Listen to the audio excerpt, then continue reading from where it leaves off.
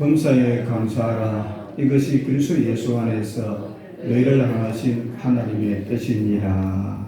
아멘. 오늘은 추수감사주일입니다.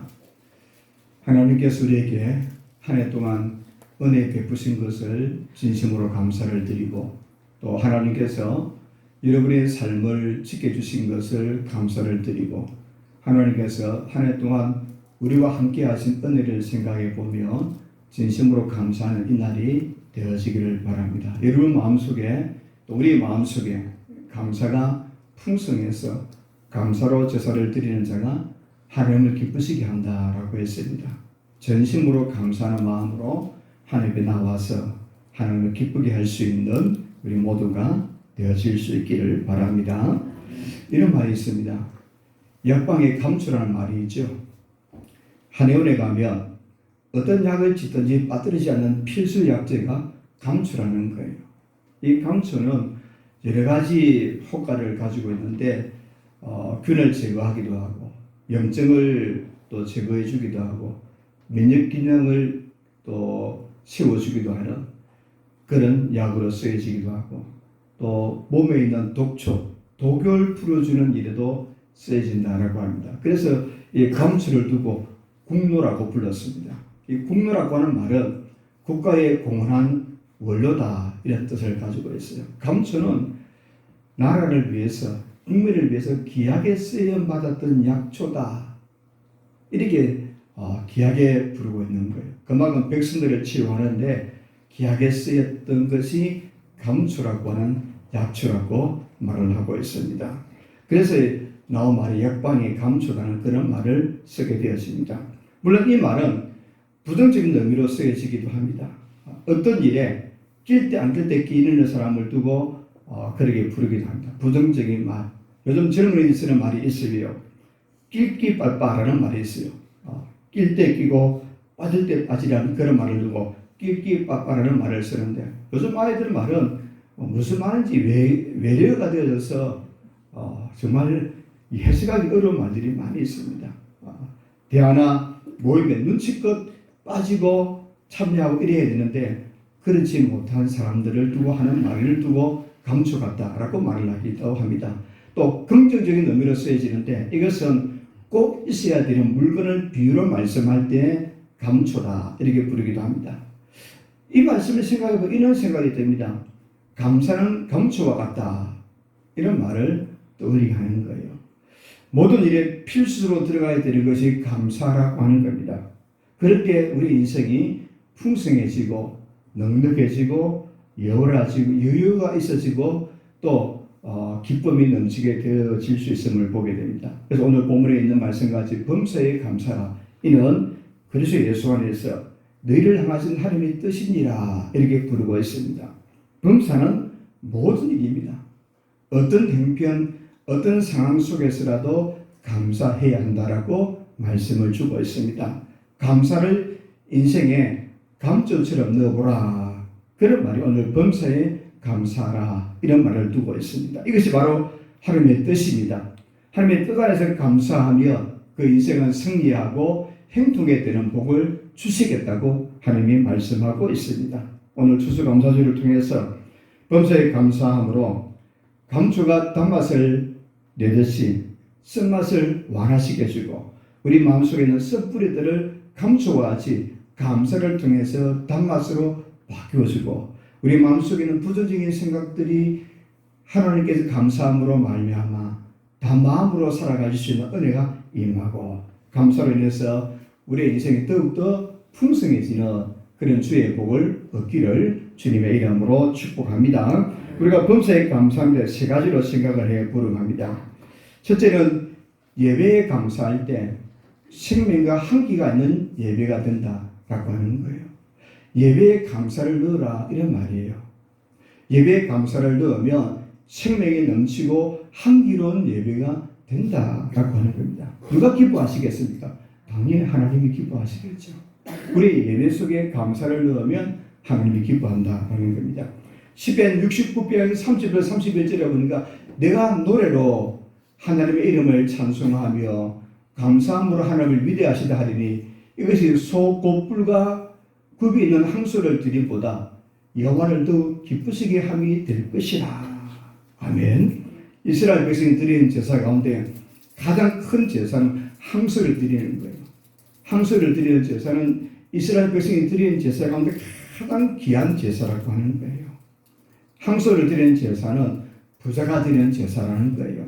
가난한 사람은 염소나, 더 가난한 사람은 비둘기나, 더 가난한 사람은 밀가루를 드리거나 소재를 드리거나 이렇게 했는데, 항소를 드린다는 것은 부자가 큰 마음을 다해 드리는 제사라고 하는 겁니다. 그런데 하나님은 겉으로 볼 때 큰 제사보다 감사를 더 기쁘게 받으신다라고 하는 거예요.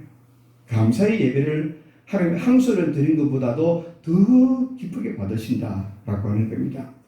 또 시편 50편 23절에 보니까 감사로 제사를 드리는 자가 나를 영화롭게 하나니 그의 행위를 옳게 하는 자에게 내가 하나님의 구원을 보이리라, 이렇게 말씀해 주셨습니다.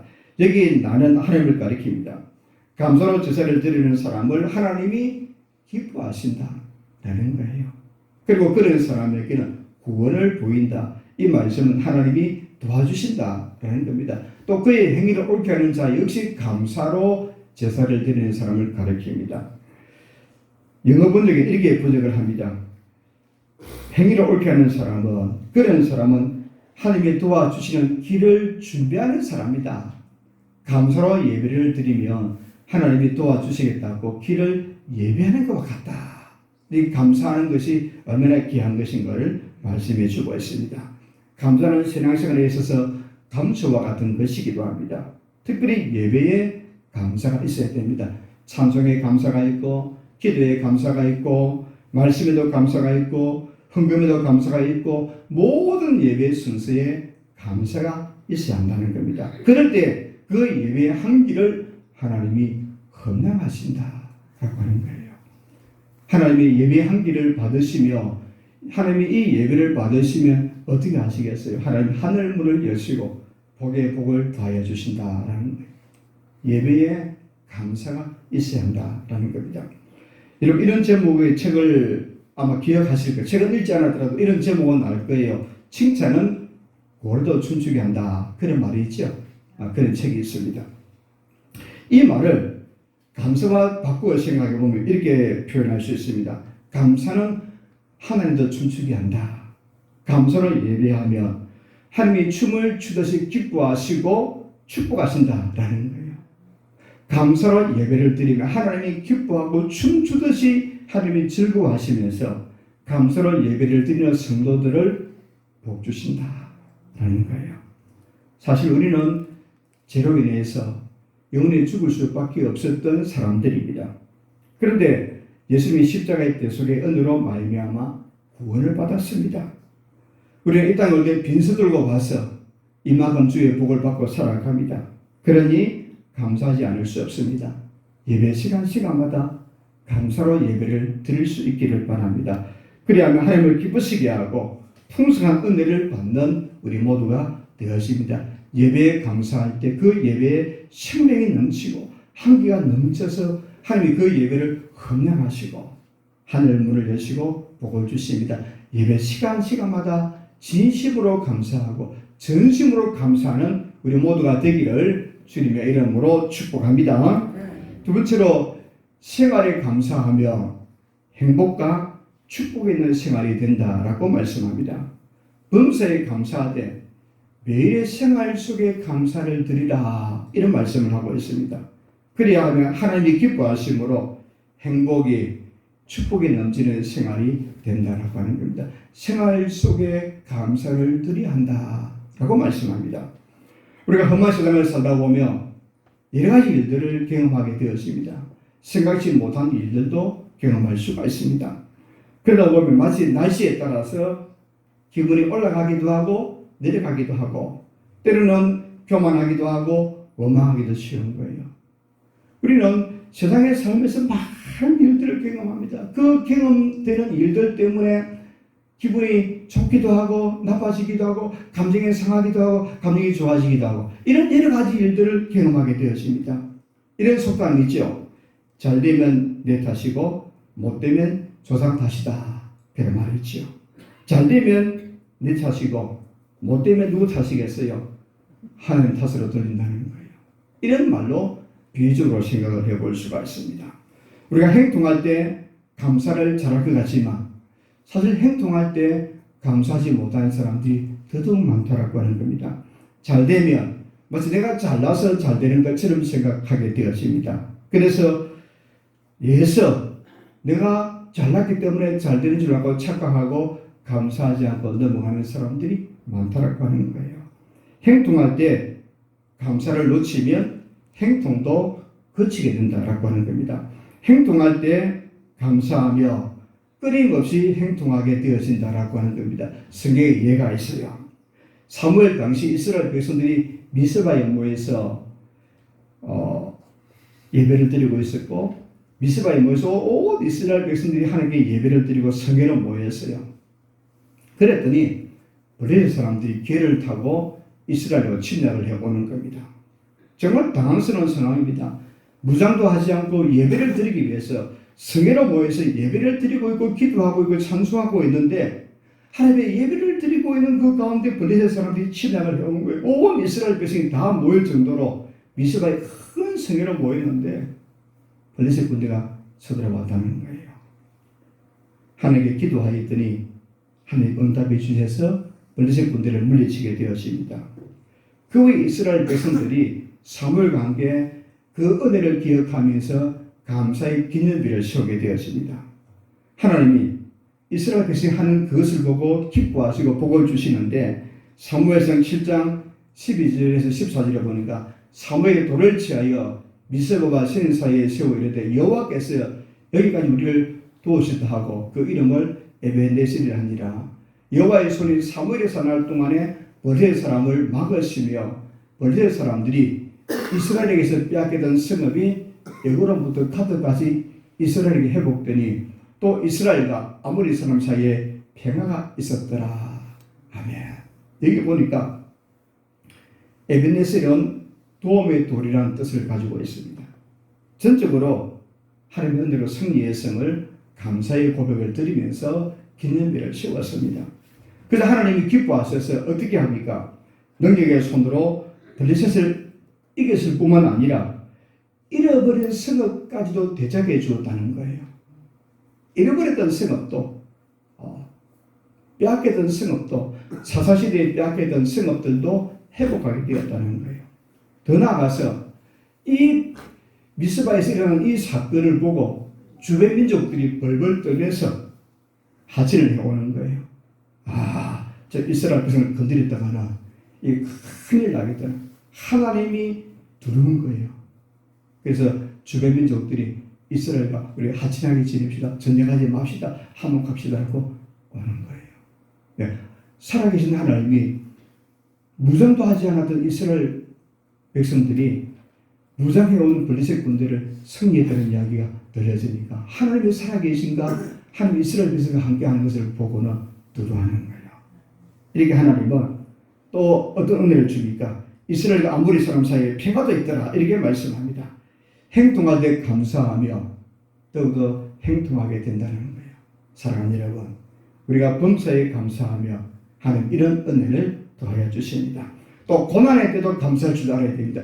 잘 될 때도 감사해야 되지만 고난의 때도 감사해야 됩니다. 잘 될 때 감사하니까 하나님이 더 잘 되게 해주셨어요. 아멘.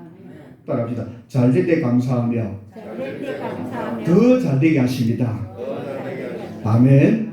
또 고난의 때도 감사를 드리며 하나님이 복을 주시는 것을 보게 됩니다. 사실 고난의 때는 어떻습니까? 원망하기 쉬워요. 고난이 당하되 원망해야 됐다 이런 생각이 우리 마음에 찾아오는데 그 고난의 때도 감사하며 하나님이 은혜를 주시는데 다니엘이 대적들로부터 위험을 받고 대적들이 속임수를 써서 다니엘을 사자고소에 떠들게 합니다. 이렇게 큰 위기를 당했음에도 불구하고 다니엘은 하나님께 감사하고 기도를 드립니다. 다니엘서 6장 10절에 보니까 다니엘 이 조서에 왕의 도장이 찍힌 것을 알고도 이 말은 왕 외에 다른 사람이 다른 신에게 기도하면 사다구니에 떠져 넣겠다라고 왕의 조서가 이제 의인이 찍힌 것을 알고도 자기 집에 들어가서는 윗방에 올라가 예루살렘으로 향한 창문을 열고 전에 하던 대로 하루 3번씩 무릎을 꿇고 기도하며 그의 하나님께 감사했더라. 아멘. 다니엘은 기도하며 사자굴에 들어간다는 사실을 알고서도 전에 하던 대로 하나님께 기도하고 감사했다는 겁니다. 사자굴에 떠짐을 당했습니다. 하나님이 들것 하나도 상하지 않게 다니엘을 지켜주셨어요. 오히려 왕이 다니엘의 원수들을 대신 갚아주시고 다니엘을 단독 총리로 세워주신 은혜가 있게 됨을 보게 됩니다. 감사가 얼마나 중요한지 보여주는 내용이기도 하다는 거예요. 고난의 때도 감사하며 하나님이 도와주시고 지켜주십니다. 아멘. 따라합시다. 고난의 때도 감사하며 하나님의 도우심이 있습니다. 이런 믿음으로 살아가며 우리가 항상 범사에 감사하며 하나님의 도우심이 있음을 보게 됩니다. 어떤 사람이 이런 연구를 했어요. 사진을 찍을 때 표정이 인생을 좌우한다. 그런 말을 했어요. 여러분 사진 찍을 때 우리나라 사람들 어떻습니까? 하나 둘 셋 하면 웃어요. 얼굴이 굳어집니까? 하나 둘 셋 하면 웃어야 되는데 하나 하면 웃다가 둘 하면 얼굴이 좀 내려오고 셋 하면 더 굳어지는 거죠. 한국 사람은 좀 그래요. 저도 그래요. 근데 웃을 때 사진을 찍을 때 미소가 인생을 좌우한다. 어떤 미국에 있는 버클리 대학 심리학과 두 사람이 연구를 했어요.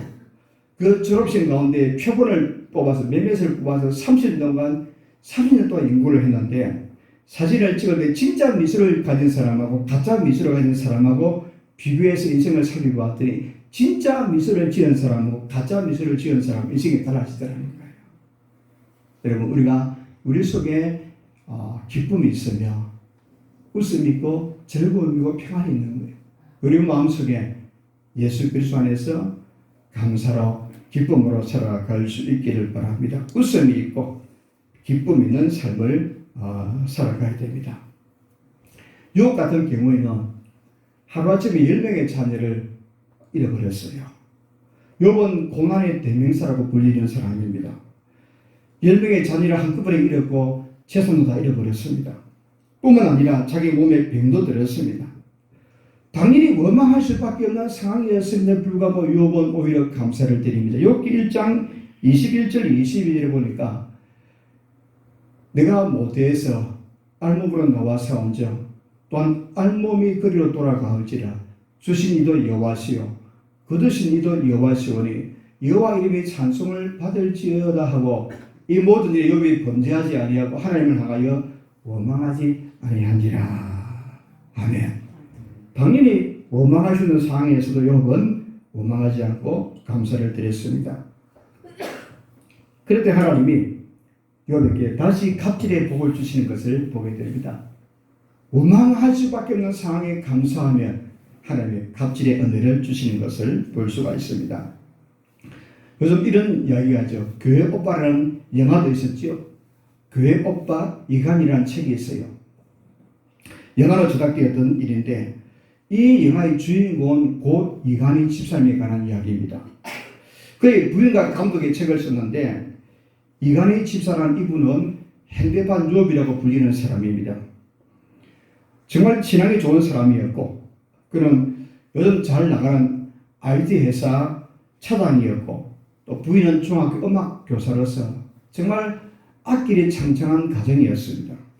그런데 고 이간희 집사님은 딸을 출산하고 얼마 되지 않아서 대장암 사기의 진단을 받게 되는 거예요. 그 축에 이기지 못한 어머니가 3개월 있다가 목숨을 끊었습니다. 그리고 아내는 3개월 이후에 혈액암 사기 판정을 받게 되었습니다. 여러분 한번 생각해 보십시오. 아이가 태어나는데 남편이 대장암 사기가 되어지고 또 그 어머니가 비관해서 죽음을 맞고 그의 아내가 혈액암 사기가 되어지고 생각해 보면 끔찍한 일 아니겠습니까? 괴로운 나날이었어요. 근데 이 부분은 신앙으로 이겨가는 겁니다. 그러면서 이런 고백을 합니다. 저는 손익계산서를 써보았습니다. 근데 항상 플러스로 나온다는 거예요. 여러분 생각해 보십시오. 두 부부가 암이 걸렸어요. 어머니가 세상을 비강해서 떠났어요. 그 가정에 무엇이 기쁨이 있겠습니까? 아무리 생각해 봐도 기뻐할 수 있는 일이 하나도 없는데 계산서를 써보니까 손익계산서를 따져보니까 항상 플러스 인생이라고 하는 거예요. 보통이 커도 계산해보고 생각해보니까 하나님 은혜가 크다는 거예요. 원망에도 시원찮을 그 형편에 감사했다는 겁니다. 그래서 하나님이 그 가정을 자랑하고 싶어서 그 부인이 책을 쓰게 하고 영화 감독이 영화를 만들게 하지 않았겠는가. 그래서 교회 오빠 이간이라는 책을 쓰고 영화가 되는 거예요. 하나님이 자랑하고 싶은 거예요. 그 가정을 자랑하고 싶은 거라는 거예요. 때가 되니까 책으로 영화로 부인의 간증으로 많은 사람이 진짜 신앙이 무엇인지 진짜 감사가 무엇인지를 이 가정을 통해서 보여주는 겁니다. 여러분 이런 사람이 감사할 수 있다면 감사하지 못할 사람이 어디 있겠습니까? 남편이 아이를 출산하고 나서 남편이 암이 걸리고 부인도 암이 걸리고 참 원망만 나올 수 있는 가정인데 생각해보니까 은혜고 감사하더라는 거예요. 어떤 상황 속에서도 하나님 때문에 감사했다는 겁니다. 사랑하는 여러분, 우리도 어떤 상황 속에서라도 하나님 때문에 감사하며 살아갈 수 있기를 바랍니다. 고난 중에도 위로와 소망이 넘칩니다. 하나님은 반전의 역사를 써가시는 분이에요. 하나님 역전의 하나님이십니다. 감사하며 범사에 감사하며 하나님 우리의 삶을 역전시켜 주시고 복을 주십니다. 이런 은혜가 있기를 주님의 이름으로 축복합니다. 마지막 세 번째로 헌신의 감사를 드리며 기쁨과 영광이 있는 헌신이 된다라는 겁니다. 범사에 감사하되 헌신하는 일에 감사하라고 하는 겁니다. 우리가 신앙생활 하면서 하나님을 위해서 충성하고 헌신하는 일은 정말 귀한 일입니다. 뭐 안 하는 사람이야 말할 필요가 없습니다만 헌신하는 사람 중에서 감사해서 헌신하는 사람이 있기도 하고 간혹 분위기에 휩싸여 충동적으로 허영심으로 헌신하는 사람이 있어요. 그런 헌신과 충성은 헛된 것임을 다 드러나게 되는 거예요. 허영심으로 또 충동적으로 헌신하는 사람들은 오래가지 않더라고 하는 거예요. 이렇게 허영심이나 또 충동심이나 또 맹해심으로 헌신하는 사람은 그 열정이 쉽게 식어져 가는 것을 많이 볼 수가 있습니다. 우리 주변에 그런 사람들이 너무 많다라고 하는 겁니다. 이 땅에 그런 허영심이나 또 일시적인 충동감에 따라서 헌신해서 열정이 식어져서 그냥 신앙도 식어져 버리고 믿음도 식어져 버리고 헌신도 식어져 버리고 직분도 식어져 버리고 이런 사람들이 많다라고 하는 거예요. 여러분 이 땅에 그런 사람들이 얼마나 많이 있는지 몰라요.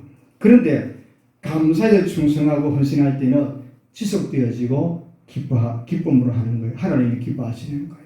우리가 감사에 충성하고 헌신할 때에 지속할 수 있고 하나님이 기뻐 받으시는 것이다 라고 하는 겁니다. 뿐만 아니라 하나님 이 땅에 살 때도 보상해 주십니다. 또 천국에 들어갈 때는 칭찬해 주고 상도 주십니다. 진심으로 감사해서 주님을 잘 섬길 수 있는 우리 모두가 되어지기를 바랍니다. 시편 116편 12절에 보니까 내게 주신 모든 은혜를 내가 여호와께 무엇으로 보답할까? 이 시편기자의 고백입니다. 내가 무엇으로 여호와께 보답할까? 내게 주신 모든 은혜를 생각해 보니까 무엇을 다 드려도 하나님 앞에 내가 무엇을 드린다 할지라도 그 은혜를 갚을 길이 없다라고 하는 거예요. 내가 여호와께 무엇으로 보답할까? 여러분, 우리 주님이 우리에게 뭘 주셨습니까? 자신을 주셨습니다. 생명을 주셨습니다. 십자가에 못 박혀 죽으셨습니다. 피 흘리셔서 물 한 모금 남기지 아니하고 십자가에 위해서 죽으셨습니다. 우리를 구원해 준 주님의 은혜를 생각해 보면 우리가 무엇을 드린다 할지라도 그 은혜를 무엇으로 보답할 수 있겠습니까? 내게 생명을 주셨는데, 내게 구원을 주셨는데, 내게 천국을 주셨는데, 내게 영생을 주셨는데 무엇으로 보답할 수 있겠습니까? 이것이 우리의 헌신이 되어지고, 이것이 우리의 섬김이 되어야 되고, 이것이 우리의 봉사가 되어야 한다는 겁니다. 그 일에 하나님이 기뻐 받으신다는 겁니다. 사랑하는 여러분, 살아가면서 돌이켜 보십시오.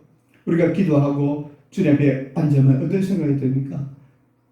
주의 은혜를 생각해 보면 너무나 감사해서, 내게 생명을 주신 주의 은혜를 생각해 보면 감사의 눈물, 천국을 얻은 것을 생각해 보면 기쁨의 눈물, 주께서 우리를 도와주신 것을 생각해 보면 감격스러운 눈물이 흘릴 수밖에 없는 것이 우리 인생이라는 거예요. 그럼 우리가 내가 무엇으로 보답할까? 내가 주께 무엇을 드린다 할지라도 주님이 주신 그 생명과 무엇을 바꿀 수 있겠는가? 이것이 시편 기사의 고백이라는 겁니다. 다윗이 얼마나 복을 받은 사람입니까? 다윗은 사울 왕이 13년을 쫓겨다니면서 고난의 삶을 살았습니다. 죽을 고비를 수없이 느꼈습니다. 하나님이 그를 도와주셨습니다. 이스라엘 왕이 되게 합니다.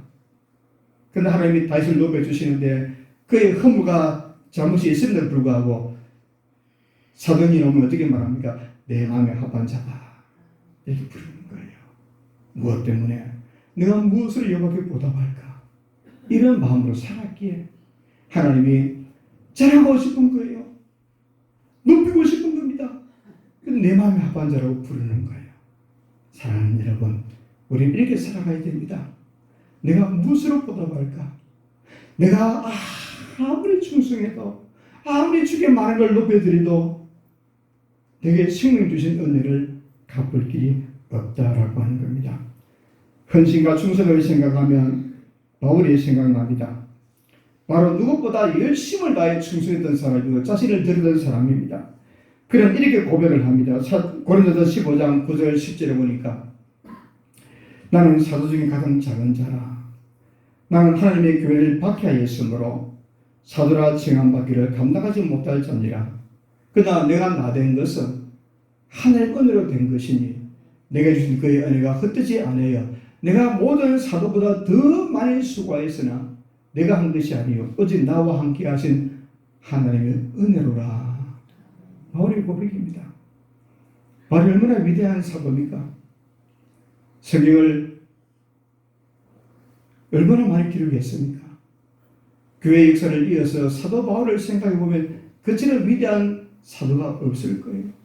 그런데 그가 고백하기를 나의 나된 것은 하나님의 은혜라는 겁니다. 누구도 사도보다 더 많이 수고하였고 더 많은 헌신을 드렸음에도 불구하고 내 안에 계신 예수 그리스도와 함께 하였기에 그 일을 감당해내라고 고백하는 겁니다. 그런 죄인 중에 개수했던 자신을 구원해 주시고 사도로 세우신 주님의 은혜를 생각해 보니까 모든 사람들은 살아갈 수 없다는 거예요. 그냥 인생을 헛되게 살아갈 수 없다는 겁니다. 그래도 헌신하였고 충성하였고 봉사했습니다. 사랑하는 여러분, 우리가 예수 그리스도로 말미암아 천국 백성이 되었습니다. 우리가 만약 지옥 백성이 되어서 성경에 나와 있는 지옥의 고통을 당한다고 생각해 보십시오.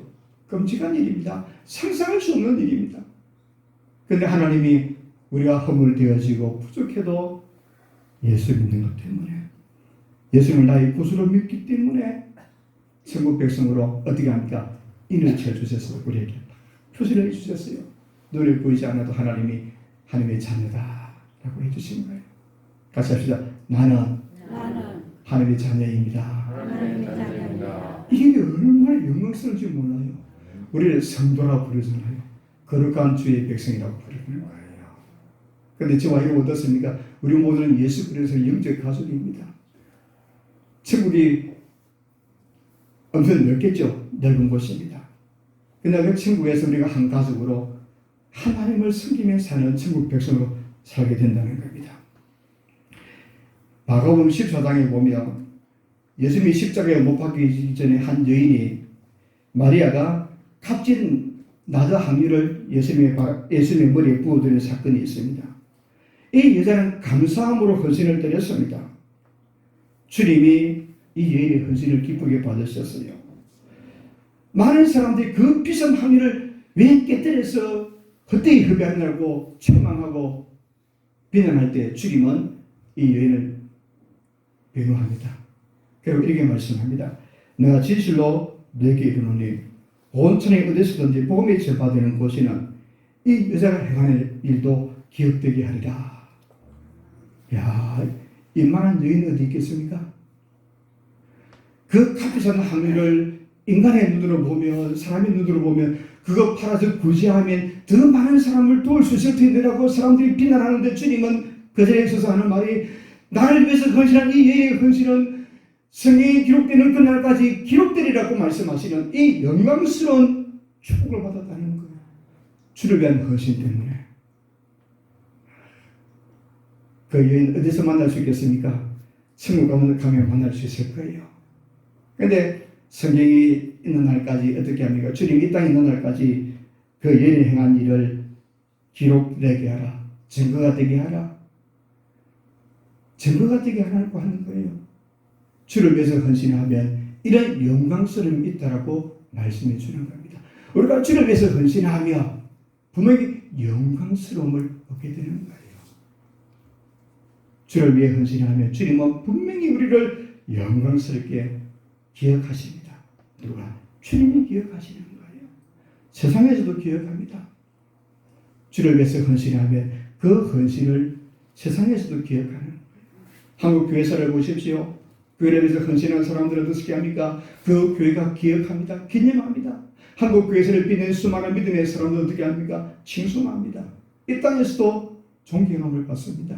주를 위해서 헌신하면 주님의 나라에서는 더 높은 영광과 헌신을 기억하셔서 주님의 자랑스럽게 생각한다는 겁니다.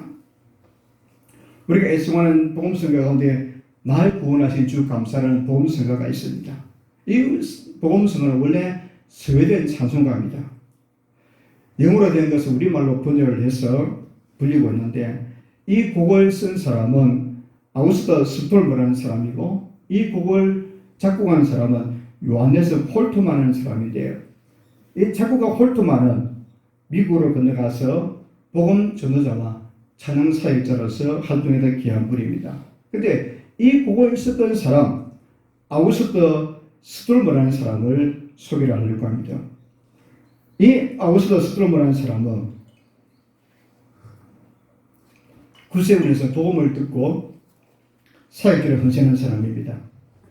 구원의 감격이 너무 깊어서 날 구원하신 주 감사라는 그런 복음성가를 작곡하게 되었습니다. 그런데 그 인생을 보면 37살에 척추장애자로 큰 고생을 하게 되었습니다. 그럼에도 평생 감사하고 헌신하며 살았다는 거예요. 나이 37 젊은 나이에 척추장애가 생겨서 고난의 삶을 사는 거예요. 여러분 척추장애가 생기면 얼마나 고통스럽습니까? 걷는 일, 일어서는 것 여러 가지 얼마나 불편하겠습니까? 그런데 그런 장애가 있음에도 불구하고 평생 감사하면 감사했다는 겁니다. 그가 썼던 복음성가 한 구절 한 구절을 생각해 보면 이렇습니다. 날 구원하신 주 감사, 모든 것 주신 감사, 지난 추억 인해 감사, 주 내 곁에 계시네. 한기로운 봄철에 감사, 외로운 가을 감사, 사라진 눈물도 감사, 나의 영혼 평안해. 응답하신 기도 감사, 거절하신 것 감사, 헤쳐나온 풍랑 감사, 모든 것 채우시니 아픔과 기쁨도 감사, 절망 중 위로 감사, 청량 못할 은혜 감사, 크신 사랑 감사해. 길가의 장미꽃 감사, 장미꽃 가시도 감사, 따스한 가정 희망 주신 것 감사, 기쁨과 슬픔도 감사, 하늘 평안을 감사, 내일의 희망을 감사, 영원토록 감사해. 감사의 찬양을 드리는 거예요. 여러분, 우리가 만약 척추장애를 젊은 날 입었다면 이런 감사의 찬양을 드릴 수 있겠습니까? 그는 주님의 은혜를 생각해 보니까 감사하다는 거예요. 감사함을 드리고 있는 겁니다. 오늘 이 찬양 우리가 쉽게 부르지만 이 찬양을 지었던 그 사람의 인생을 생각해 보면 감사보다도 왜 내게 이런 고통이 만나고 절망할 수밖에 없는데도 주님의 은혜를 생각해 보니까 또 지난 추억을 생각해 보니까 감사하다는 거예요. 오늘 추수감사절입니다.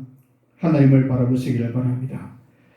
예수님이 십자가의 대속의 은혜로 구원받아 그 살아계신 하나님을 아빠, 아버지라 부를 수 있는 은혜를 주신 것을 생각해 보면 우리는 전심으로 감사할 수 있습니다. 감사를 인생의 감초같이 넣으며 살아갈 수 있기를 바랍니다. 예배에 감사하고 생활에 감사하고 헌신에 감사를 드리며 우리 인생이 달라질 거예요. 분명히 우리 인생은 감사의 삶을 살며 달라질 겁니다. 감사의 삶을 살아서 행복함을 누리고 주의 복을 받고 역전 인생이 되어지고 하나님이 축복해 주시는 축복의 인생이 되어지고 사무엘 시대에 살았던 은혜와 같은 복이 임하여서 감사의 삶을 살아서 우리의 삶이 주의 은혜로 풍성해지고 주의 은혜로 복을 받고 주의 은혜로 헌신함으로 이 땅에서도 영광되어지고 주의 나라에서도 상과 멸망과 주님의 존귀하게 여겨주시는 귀한 믿음의 삶이 되어지기를 주님의 이름으로 축복합니다.